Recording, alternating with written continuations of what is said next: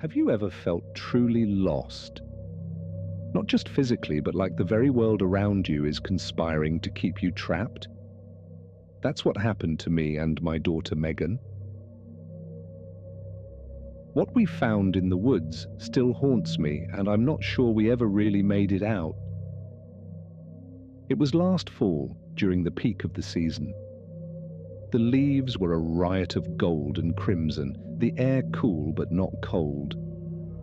Megan had just turned 13, and I thought a weekend hiking trip would be the perfect father-daughter bonding time. We'd camp out, roast marshmallows, and disconnect from the noise of our everyday lives. Blackwood Preserve seemed ideal, a sprawling forest preserve just a few hours from our home. I'd been there a dozen times before, always sticking to the main trails. They were well marked, well traveled, and safe. But that day, something pulled us off the beaten path. The day started normally enough. Megan and I hiked up to one of the ridge overlooks where you could see the entire valley below. She teased me about my dad compass, always bragging about never needing a map. "You've got this all memorized, huh?" she joked. "Absolutely," I replied, trying to sound more confident than I felt. It wasn't until we started back down that Megan noticed the path. It was narrow, almost hidden, with only a faint trail cutting through the dense underbrush. "Let's check it out," she said, tugging at my sleeve. "I don't think that's part of the marked trails," I told her. But I could see the excitement in her eyes. It looked harmless enough, probably just an old logging road or something. "Fine," I said. "Just for a little bit." The deeper we went, the darker it seemed to get. The trees closed in, their branches intertwining overhead like a cathedral of shadows.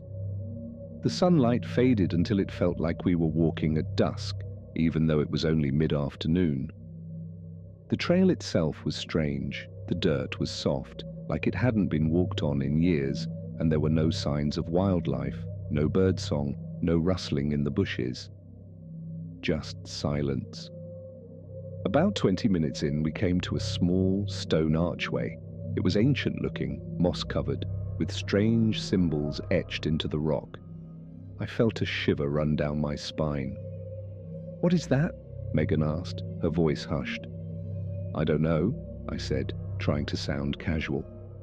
"Probably just an old marker from when this was private land." But I didn't believe my own words. Something about it felt wrong, out of place. Beyond the archway, the path narrowed further, almost disappearing into the underbrush. "We should head back," I said firmly. Megan frowned but didn't argue. As we turned to leave, though, we heard it, a faint rustling in the bushes. "Did you hear that?" she asked, clutching my arm.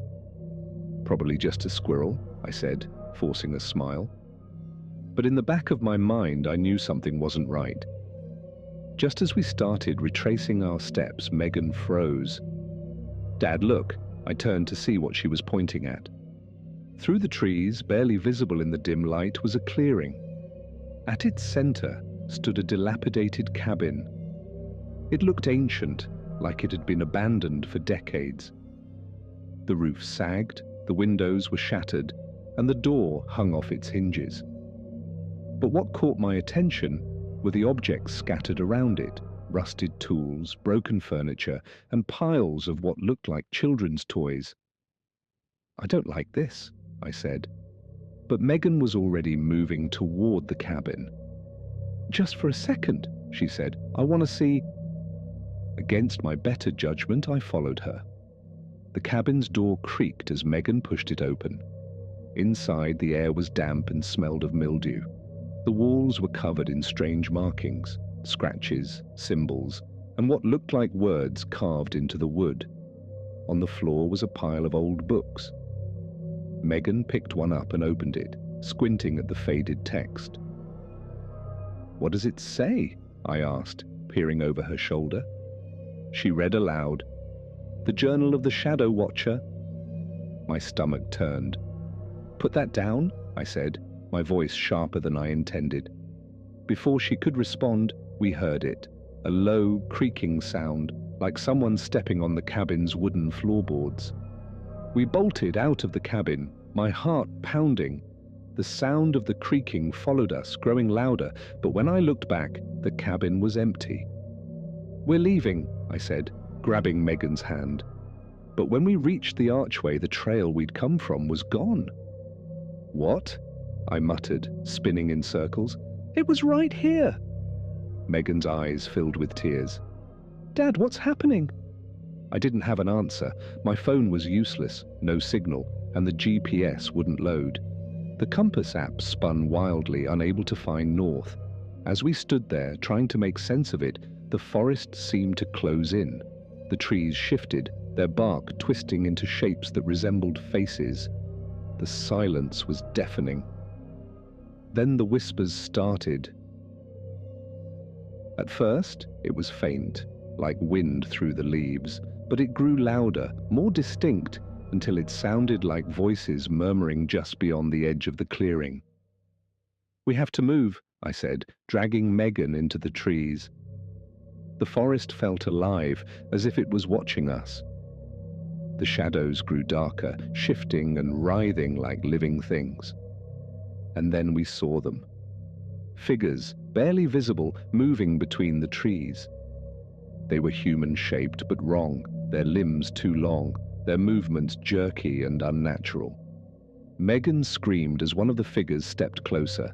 Its face was featureless, just a blank expanse of pale skin. "Run!" I shouted, pulling her with me. We crashed through the underbrush, branches tearing at our clothes. The whispers followed us, now a deafening roar.